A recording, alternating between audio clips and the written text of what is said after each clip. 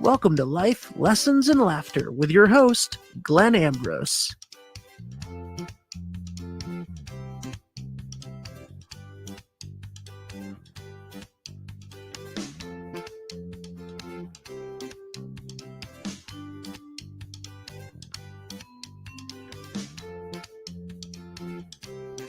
Hello, everybody. Welcome to Life Lessons and Laughter with Glenn Ambrose and Ben Barber.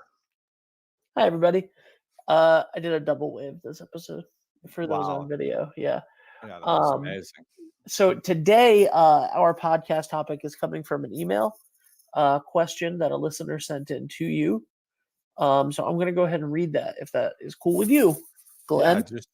We'll skip the first sentence or two, and just dive right into the question. Yes.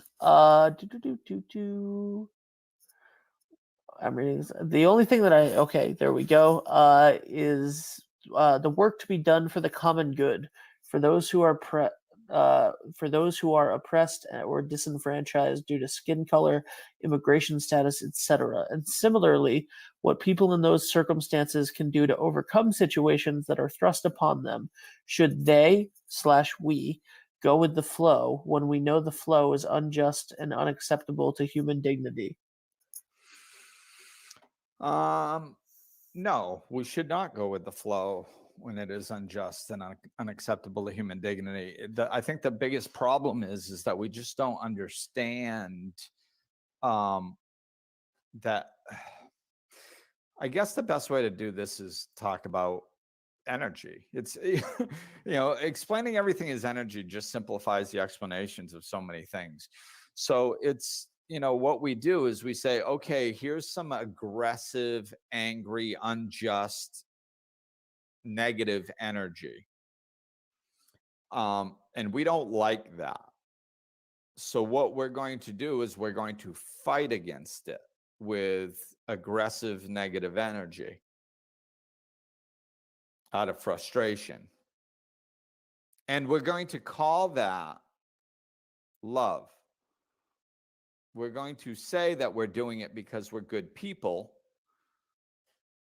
and therefore we're right, and we're fighting for something that's good. So therefore, that must magically transmute the negative energy we're throwing at the problem into some sort of love vibration, which it does not.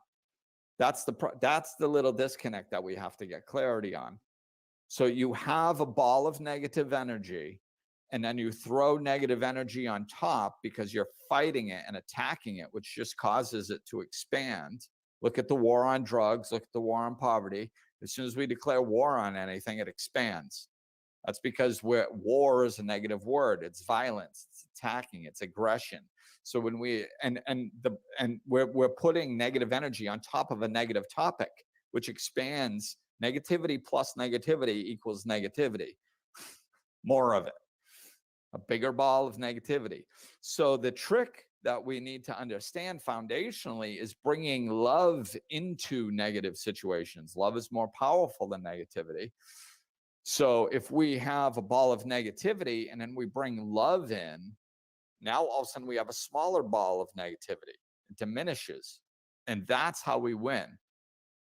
So that's the conceptual understanding of it. This is why if we look at social change that has actually been successful, we see this dynamic, which is amazing to me, that we haven't figured this out yet.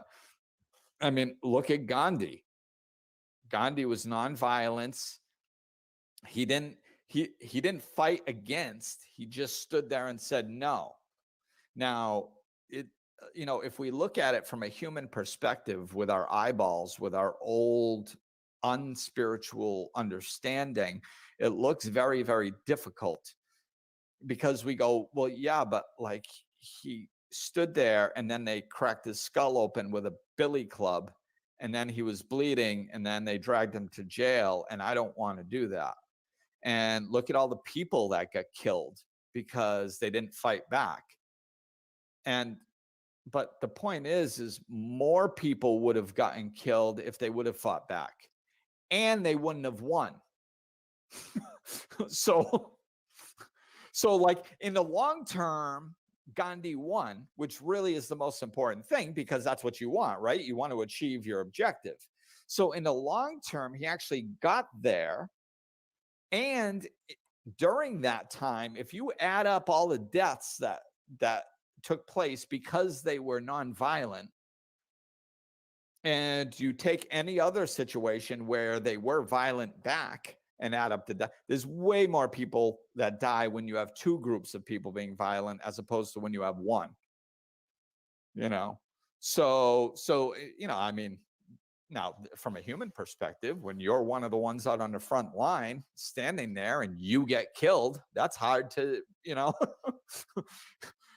or one of your family members is one of the ones that dies for this cause, that's hard to swallow. But it doesn't mean it's not true.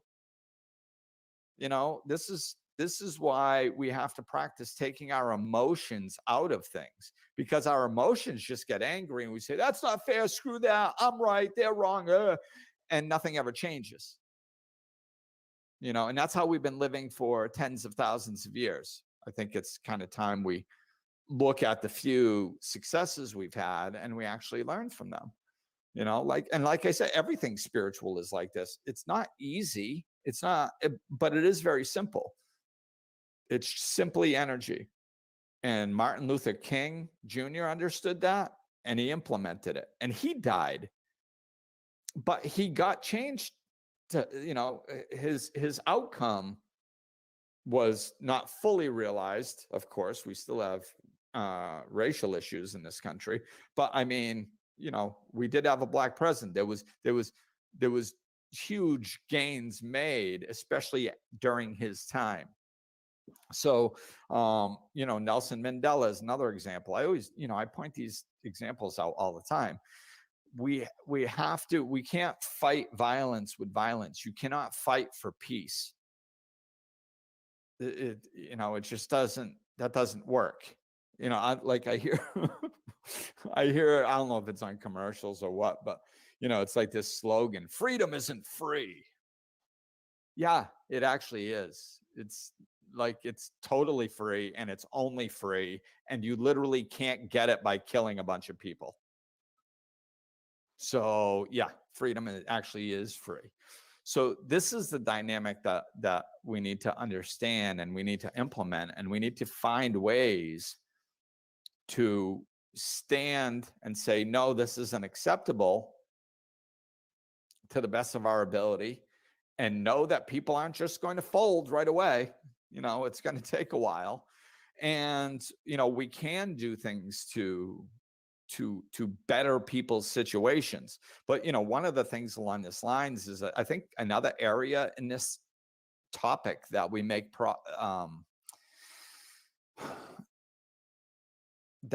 bad decisions with is that we throw money at problems all the time, and it's a waste of money. And it's a waste of time, and it's a waste of energy, because we don't fix anything. All we do is make people dependent on us.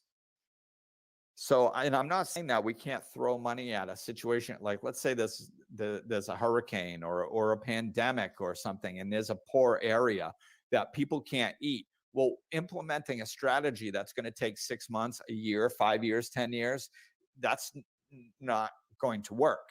They're going to all be dead by then. So, I mean, we can throw money in extreme situations to take care of things initially, but that has to be step one. It can't be steps 1 through 10. That's just step one. And then we have to implement strategies with the indigenous people in these areas to design solutions that will feed themselves for generation after generation after generation, that they are responsible for, and they can keep going. And is people are not lazy as by their nature.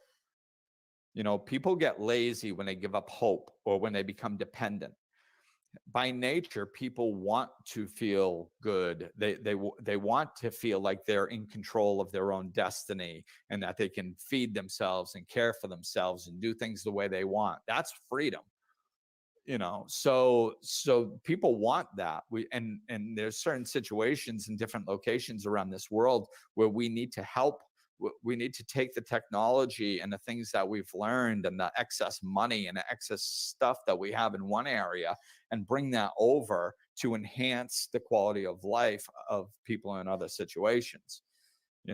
But like I said, so that aspect of the conversation, it has to be more philanthropic. We can bring money into a situation, but it has to be to create a long-term solution that includes the indigenous people running it. And, the other part of it is, yes, we can stand up against injustice, but it needs to be in an energy of love. We can't turn into what we hate and then wonder why there's more hate. They're hateful. I hate them because they hate people. What the hell sense does that make? Like, you hate people who hate, and they hate people who don't hate. So now everybody hates everybody. And we want, and we wonder why things don't get better. Well, that's why, because we're fighting hate with hate. We have to bring in love. It's the only solution.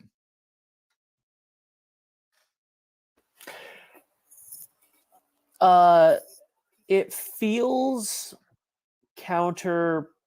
It's very counterintuitive. To not. So here's an example, right?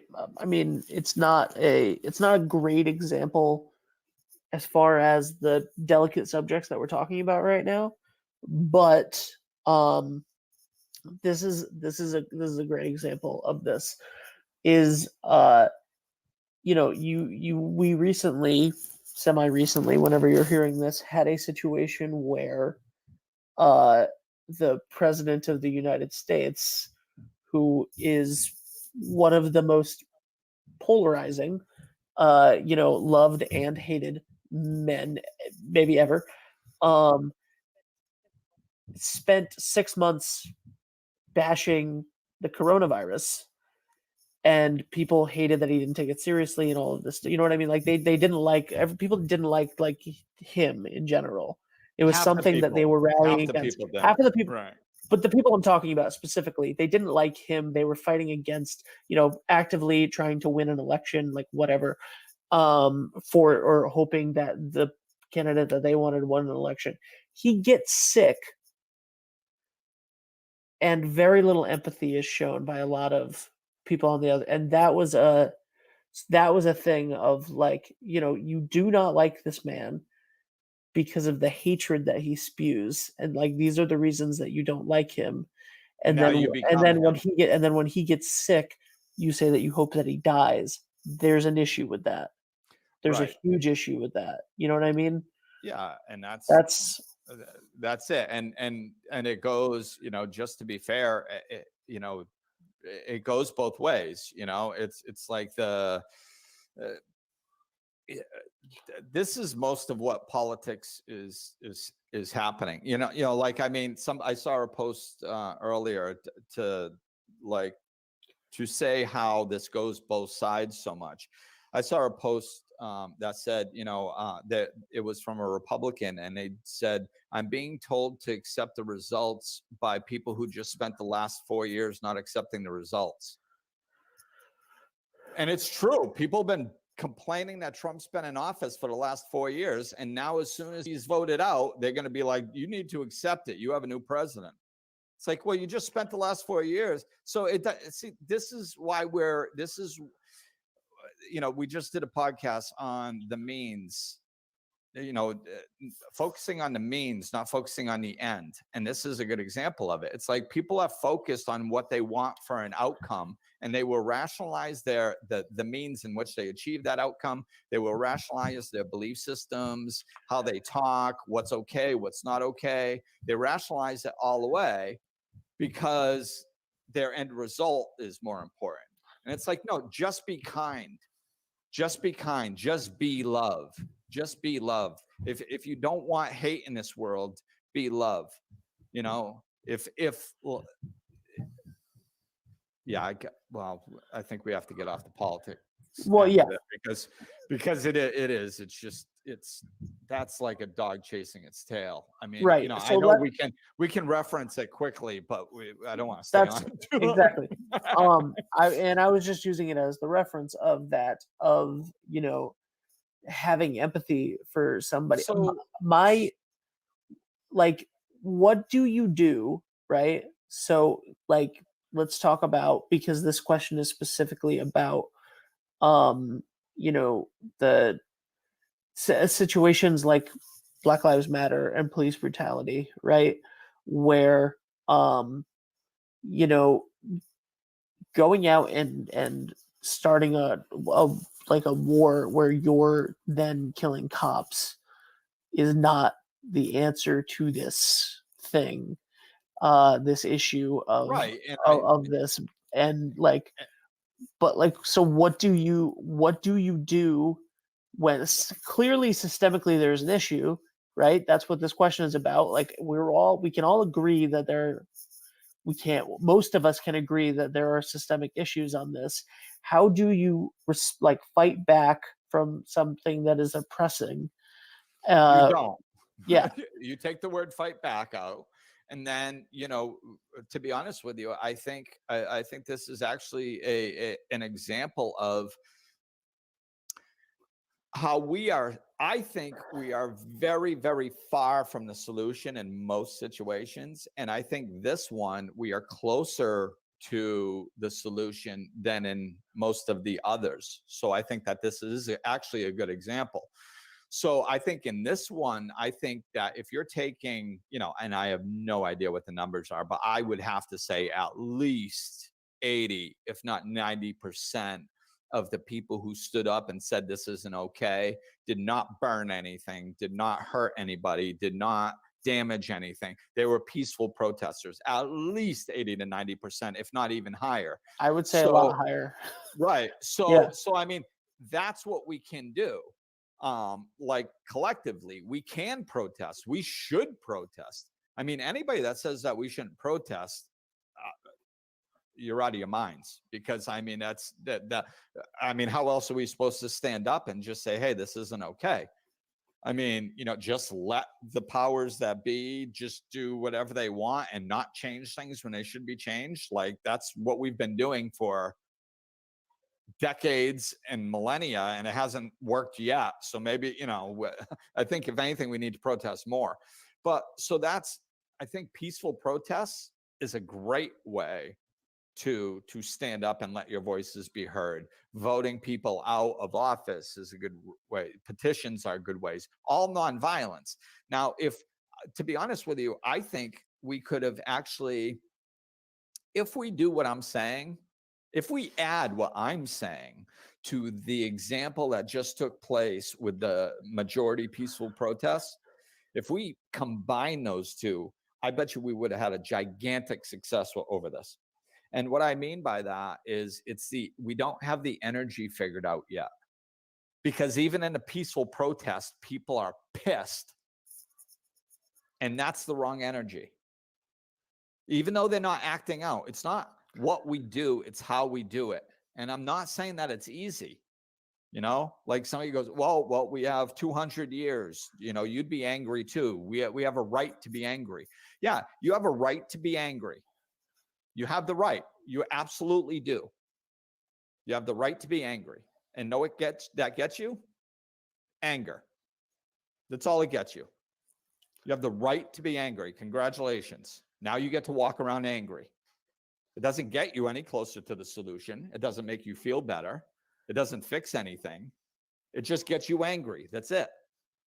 So if we want to be the solution, then we have to let go of that anger. We need to, and my friend Tahira, this was one of the reasons why I reached out to her, because when all this Black Lives Matter topic was on, she did a video on this, and she's a Black woman, and did a video on this about how we have to take care of our own space.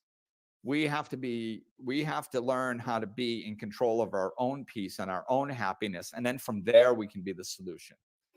And I respected that so much, because she did a great job of explaining it. But this is what I mean. We have to Walking around angry doesn't fix anything.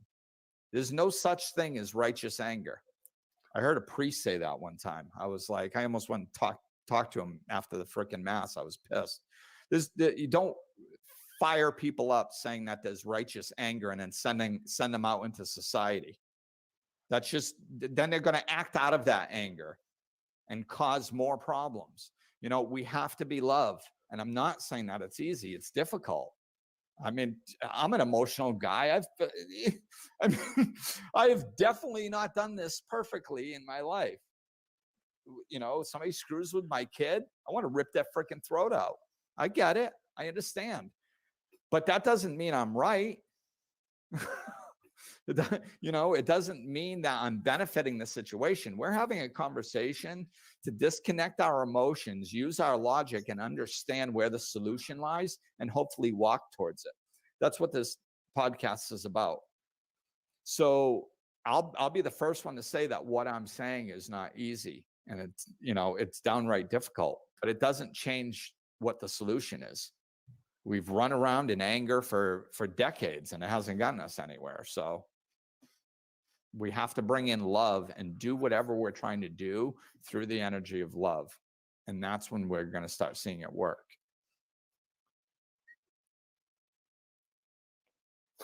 Let's talk about allyship for a second. Talk about what? Allyship, being allies. We are, so I mean, like, literally every subject that we could be talking about right now in regards to this question, you and I do not fit into any of those groups. Right. So for the most part, like, yes. It is. Yeah, we're white males. So we are straight white men. Yeah. Having this conversation, and what do you, so like, how are, and I think that we had this conversation a little bit in June of last year during all of the George Floyd protests. Angry allyship is something that I think is very interesting, right? Seeing because these things that are these oppressive things that we're talking about make everybody angry. Not every, but they make people of all different ethnicities and different angry about the cause, right?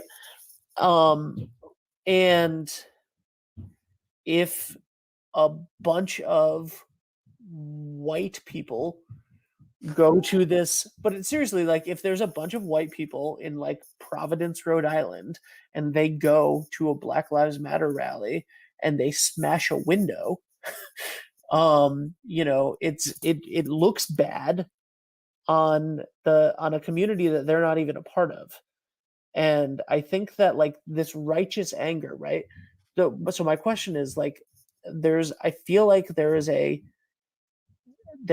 situation where people that want to be supportive are bringing more righteous anger in a negative way. I think that that's what, like, cancel culture is about in a lot of ways, is this righteous anger.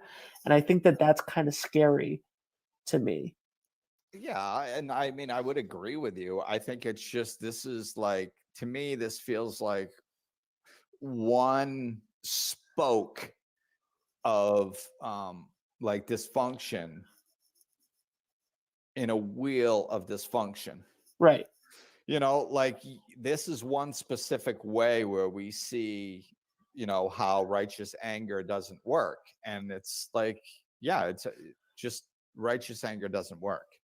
Period. And the fact that, so to kind of get to the beginning of the point, and maybe this can make, I think, the point that I want to make is that, yeah, we're two white men, and we can sit here and I'll speak for myself. I can sit here and say and teach from a spiritual perspective, from energy and dynamics, and using examples from history, how we can be more effective at changing these dysfunctions. And I can sit here and we can take all the other people, all the other white people, all the other people of color, all the other people that are oppressed in ways that I haven't experienced personally, all these groups of people, and they can all point the finger at me and say Glenn doesn't understand because he's a white male. And if you want to do that, go for it. I don't really care. That's your prerogative, and stay stuck. You have the right to your opinion. But if we're going to like get towards a solution, we have to stop. Just stop it. Stop. I'm not white. I'm a spiritual being. And you are a spiritual being, and we are all spiritual beings. And once we start uniting under that and coming together in energy, and then if it looks worse, like it doesn't look worse to have, I mean, I know this isn't what you said. It doesn't look worse to have white people with you on a Black Lives Matter, right? No, that's a good thing. Right. But I mean, it's not bad necessarily to not have some white people there if you're doing a black, like it's still energy. Like, like we have to just stop looking anywhere other than the specific solution. We have to simplify it if we expect to make any ground on it.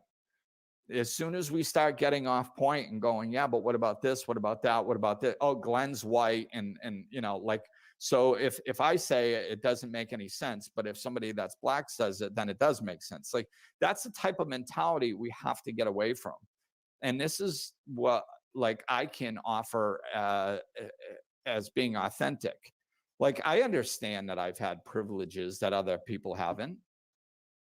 But I also understand that I've had difficulties that other haven't.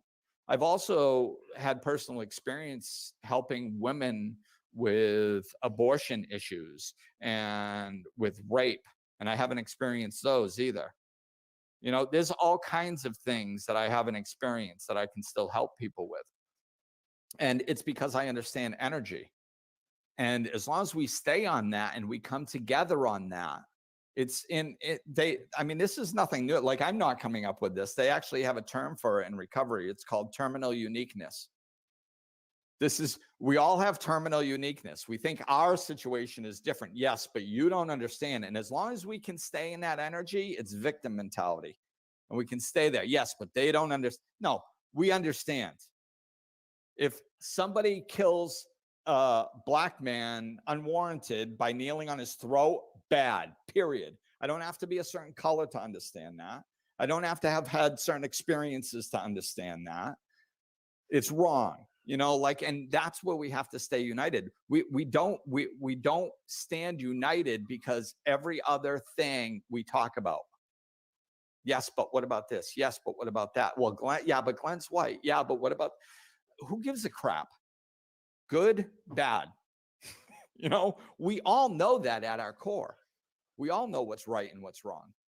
So if we unite around what's right and come at that with an energy of love, be the love, do the personal work. All work is inside work. So the best thing that we can do for all these things is start doing your own spiritual work. This is actually a really I'm glad we got here.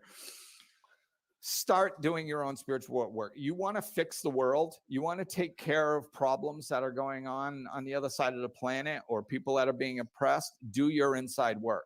You can do your little stuff on the side too, and whatever you think is right, you can take action externally too. But that isn't going to change it. That all the external work you do in the world will not change any of these problems that this person mentioned. Promise. Won't change it. Might put band-aids on it here and there a little bit, and then we fool ourselves to make it look like we're actually making progress, but no external actions will solve any of the world major problems. The only thing that will change that is if we have more people on the planet that believe in love primarily, not when it's convenient for them, but it's how they live their life. When they write an email to their to their governor or whoever, or when they organize a benefit for some oppressed people in a certain area, or when they organize a rally, when they are doing it out of love energy, when they are doing it just because they love themselves and other people, and that's the energy that is fueling that, and then they spend their time explaining that to everybody else that's helping them and doing their best to get it on them on that page, and then they start coming from love, you're going to be amazed at how you see this world change. It's going to change dramatically, but that's what's going to do it. External action coming from frustration will not change this world. External action coming from love that you cultivated within you, and then you're expressing it through external action, that's what's going to change this world. I think that like it's really easy. So I think talking about the different experiences and stuff, I think that it's very easy to see that a guy kneeling on a person's neck for 9 minutes, bad. You don't need Right. to, it's very easy to see shooting somebody that's unarmed, bad. All of that, like it's when you try to explain nuances, right? That the perspectives matter because that's not an issue. You've never heard of the issue. It's a nuance. It's not you know what I mean? Like some of the real systemic stuff like housing and redlining and how things affected things and how Black people have never created equity in the country, and like the deeper details of things, to get those things to change, people need to hear people. You know what I mean? Mhm. Yeah. So my question is, and I know that it's going to be the same answer, but I'm going to ask the question anyway. How do you make them hear you when they either hate you or think that you are blowing things out of proportion? How do you make them hear you? And that is where I think that because I think that a lot of frustration comes from that, right? And a lot Mhm. of the anger comes from, like, it's not even about all of I mean, it 100% is, but like it could not even be about all of the people that have like died at the hands of police or whatever. Um, like it could just Well, be about the little things, and it's so hard to. So like, how do you do that? And I know that you're going to say the answer is to come at it with love. Go ahead.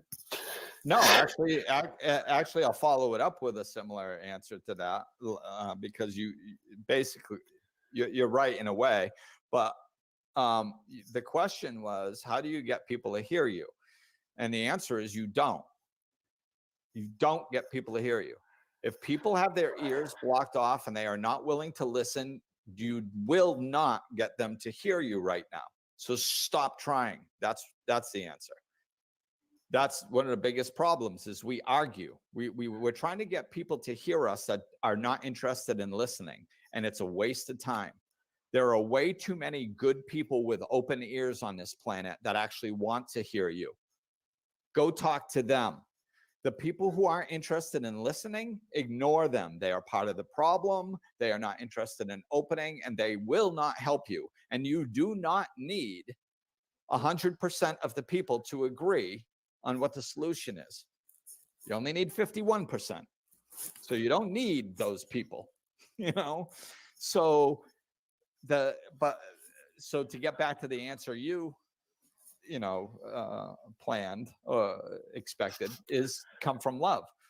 So we have to say, yes, you can put out, this is why I was saying, take external action. You can still take external action, but the external action is nothing without love. If it's coming from frustration, it's going to land on deaf ears to a bunch of people that don't want to hear it. And it's going to inflame situations. And half the people, or 3/4 of the people that hear it, know what it's going to do? It's going to give them righteous anger. They're going to be like, see, I knew I was right. And they're going to be angrier. So don't put out stuff in negativity. And like I said, this is a big thing, man. I mean, this is a life change. We could literally change society and the world by doing this. So I understand, one, that it's not easy. I understand, two, we're not used to doing it.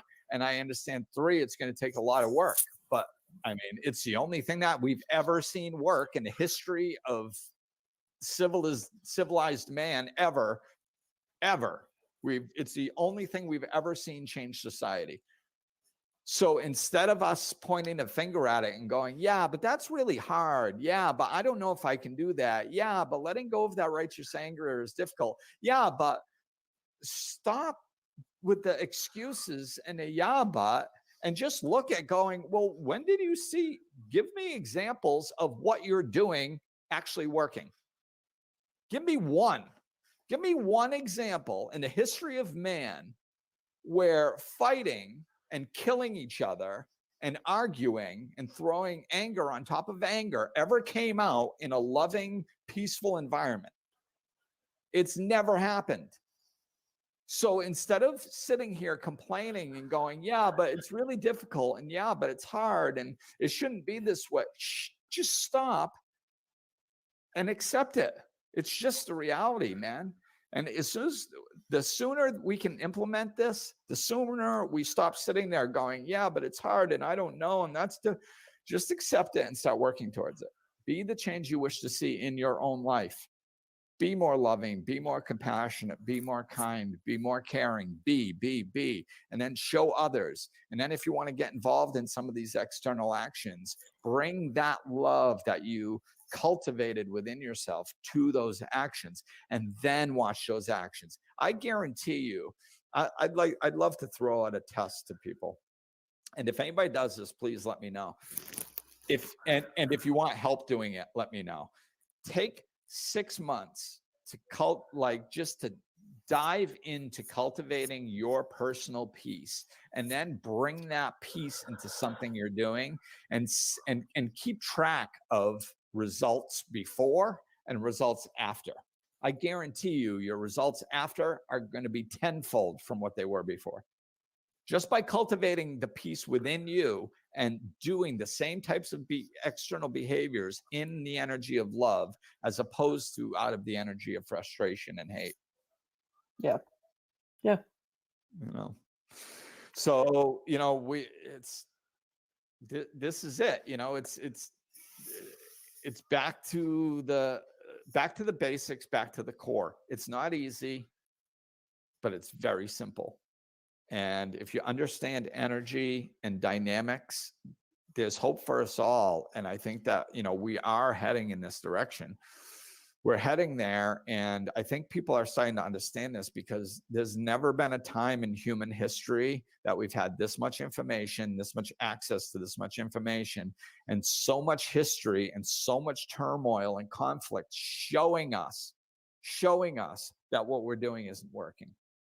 It's literally not working. And if you listen closely to what I said, I just explained why. It's not complicated. And there's literal evidence in society where we've had successes with this type of mentality that proves that it works. So this is not some weird theory that I'm spouting out, So just slow down, look at it, and start being the change you wish to see.